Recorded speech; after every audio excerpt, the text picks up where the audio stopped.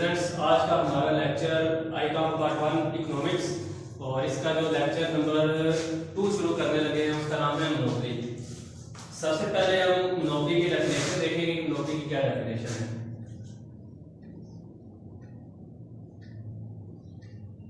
Definition: monopoly is a market structure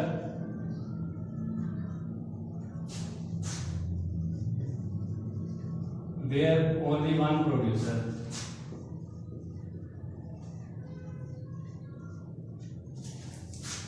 monopoly is a market structure where only is one producer. Monopoly का मतलब है कि market में चीज बनाने वाला या चीजें पैदा करने वाला कोई एक ही शख्स हो। जैसे कि फॉर एग्जांपल इसके अगर मैं दूं तो पाकिस्तान में बिजली बनाने वाला जो वापटा है एक ही इदारा है। इसी तरह ही सुई गैस का जो इदारा है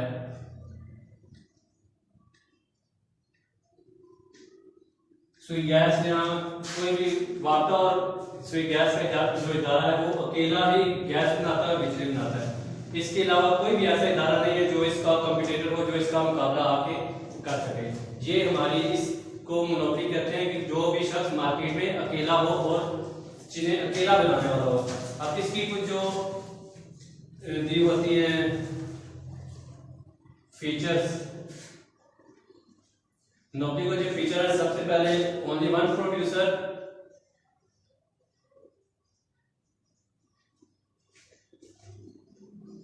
ये मार्केट में जो चीजें बनाने वाला है वो अकेला भी हो, इसका कोई भी पास सब्स्टिट्यूट भी नहीं होना चाहिए। दूसरा, नो क्रॉस सब्स्टिट्यूट।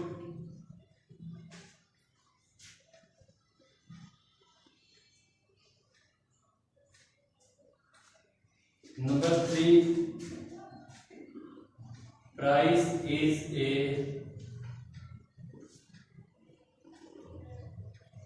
जो भी प्राइस होगी इसमें वो कंपनी खुद ही तय करेगी, कोई दूसरा बंदा आम तय नहीं कर सकता।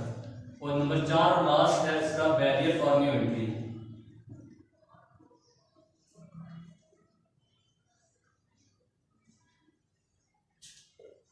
बैरियर फॉर न्यू एंट्री का मतलब है कि अगर मैंने वापटा का एग्जांपल दिया कि पाकिस्तान में एक ही इदारा बिजली बनाने वाला, तो इसके मुकाबले में कोई और बंदा आ जाए कि मैं भी बिजली बनाऊंगा, तो उसके लिए बहुत सी मुश्किलात पैदा हो सकती हैं कि पूरे पाकिस्तान में बिजली का जाल बिछाना, तारे बिछाना वो कोई आसान काम नहीं है। वो इसमें आएगा फर्म इज प्राइस सेटर कि बिजली का जो भी रेट होगा या गैस का जो भी रेट होगा वो वापटा वाले को तय करेंगे, आम उसकी तय नहीं कर सकती। और इसी तरह नो क्रॉस सब्स्टिट्यूट, कोई भी उसके फर्म के आसपास भी बिजली बनाने का या गैस बनाने का काम नहीं कर सकता। और ये जो इदारे होते हैं ये सिंगल होते हैं, ये अपना काम खुद करते हैं, ये किसी को अपने साथ काम करने पर मजबूर भी नहीं कर सकते। इसके बाद इसकी जो दो नेसेसरी कंडीशन है,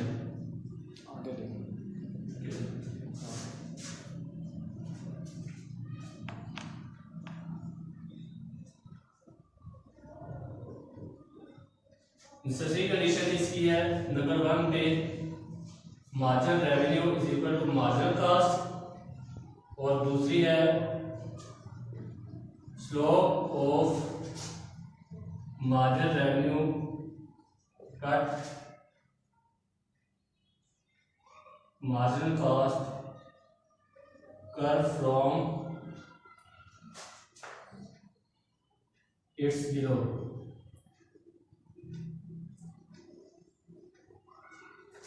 के मार्जिनल कास्ट होती है मार्जिनल रेवेन्यू बराबर होती है मार्जिनल कास्ट के, और स्लोप ऑफ मार्जिनल रेवेन्यू जो है वो कट करके जाता है मार्जिनल रेवेन्यू को इसके नीचे से, इसके बिलो से।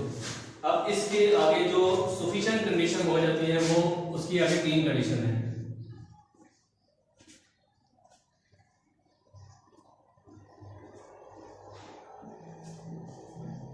सबसे पहले जो उसकी कंडीशन होगी वो सुपर नॉर्मल प्रॉफिट,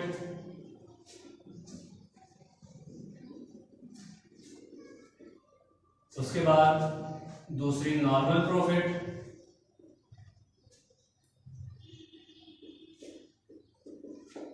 और जो तीसरी आती है वो नॉर्मल लॉस।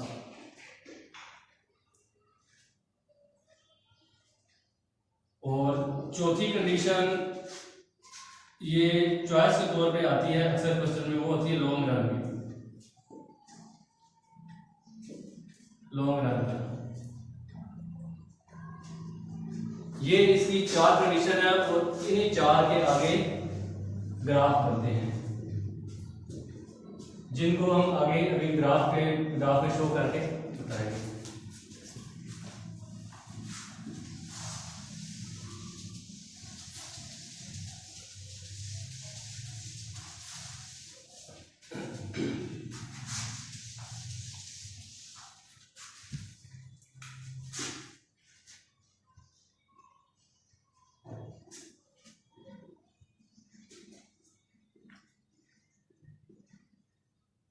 सफिशिएंट कंडीशन में सबसे पहला नॉर्मल प्रॉफिट था।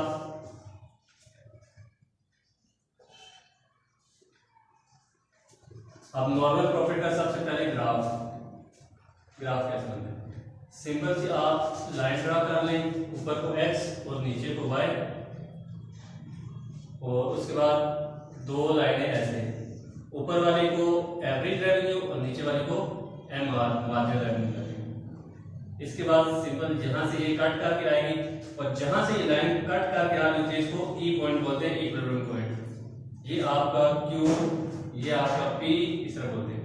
और उसके बाद जो हमने प्रॉफिट वाली लाइन ड्रा करनी होती है, ये वाली जो मेन लाइन होती है, इसके अगर नीचे से कट करके जाएगी तो ये आपकी प्रॉफिट वाली लाइन होती है, और ये आपका MC मार्जिनल कॉस्ट इसको बोलते हैं, और ये आपका MR। अब जो यहां से कट करके लाइन जा रही है, इसको आप ये करके लेके जाएंगे तो ये आपका जो लाइन बनती है प्रॉफिट की लाइन बनती है।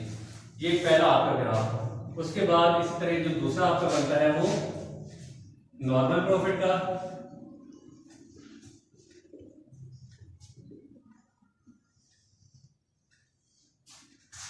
इसको आप x कर लें, इसको y कर लें, और यही 2 लाइन जो एक एवरेज रेवेन्यू की और एक MR की मार्जिनल रेवेन्यू की, उसी तरह ये सफिशिएंट कंडीशन पूरी करके Q, P और X है। ये आपका ई पॉइंट होता है जहां से लाइन कट करके जाती है, इसमें से आप MC यहां से फाइंड करेंगे। अब यहाँ पे हमने ये जो कर्व मार्जिनल रेवेन्यू का कट किया था, ये यहाँ से हमने C से नीचे काट किया था, इसको आप C का नाम दे दें। अब जब प्रॉफिट कम हो रहा है, नॉर्मल प्रॉफिट है, तो ये बिल्कुल कट यहीं से ऊपर से ही करके जाता है। इसमें ये सबसे पहले ये वाला जो वे है, इसमें से ऊपर से जाएगा तो ये इतना ही प्रॉफिट है, मतलब ये बिल्कुल नॉर्मल प्रॉफिट है। नॉर्मल प्रॉफिट का मतलब है कि आपने एक प्राइस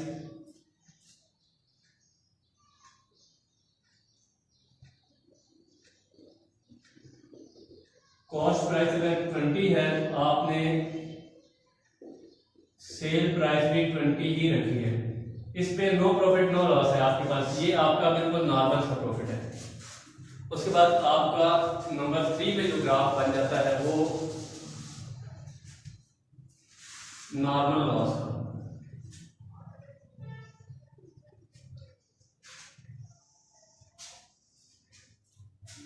सेम एज के जैसे पहले 2 ग्राफ बनाए थे वैसे ही, ऊपर वाला एवरेज रेवेन्यू, नीचे वाला मार्जिनल रेवेन्यू। फर्क सिर्फ इतना है कि प्रॉफिट की जो ये वाली हम लाइन लेके जा रहे थे, इसको हम ऊपर कह देते हैं। ये आपका ई पॉइंट MC और ये वाला, अब इसको टच करके ऊपर से जब भी लॉस होगा तो ये वाले जो हम MR लेके जा रहे हैं उसको फिर टच नहीं करेंगे, ये इसको फिर ये करके, तो ये जो ऊपर वाली लाइन हो जाती है ये आपकी लॉस की लाइन हो जाती है। इसको आप X कर लें, इसको आप Y कर लें। अब इसका मतलब है कि आपकी कॉस्ट प्राइस जो है वो आप 30 की एक चीज बना रहे हैं और सेल जब करने जा रहे हैं तो वो आप 20 की सेल कर रहे हैं, तो मतलब कि आपका जो लॉस हो रहा है वो -10 में जा रहा है, तो ये आपका नॉर्मल लॉस हो जाता है 10 में जाके। और उसके बाद जो आपका एक नंबर 4 पे ग्राफ बन जाता है वो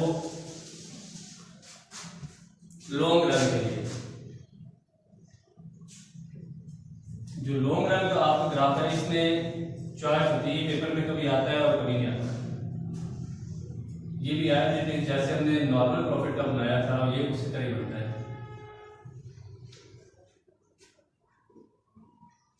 लॉन्ग रन का normal profit average revenue, MR marginal revenue. लेकिन इसके साथ आपने आखिर में एल लगा देंगे तो ये आपका लॉन्ग रन बन जाएगा। यही आपका ई पॉइंट यहाँ से MC कट जाएगा और ऊपर से ही नीचे से जाकर तो ये आपका नॉर्मल प्रॉफिट बन जाएगा। इसको आप X, इसको आप Y, इसको T बोल देंगे और इसको आप 0 बोल देंगे। और ये आपका M मार्जिनल कॉस्ट और मार्जिनल रेवेन्यू। ये आपके 4 ग्राफ जो पेपर में बनते हैं। सबसे पहले मोनोपोली की डेफिनेशन, उसके बाद मोनोपोली की नेसेसरी कंडीशंस, उसके बाद उसके फीचर, उसके बाद उसके 4 ग्राफ, सुपर नॉर्मल प्रॉफिट का, नॉर्मल प्रॉफिट का, नॉर्मल लॉस का और लॉन्ग रन कंडीशन में जो इसका चौथा ग्राफ बनता है। तो ये था हमारा आज का इकोनॉमिक्स का दूसरा लेक्चर। मजीद लेक्चर के लिए हमारा चैनल इंस्पायर एजुकेशन और एक्सीलेंस एकेडमी का एजुकेशन चैनल सर्च करते रहिए। शुक्रिया।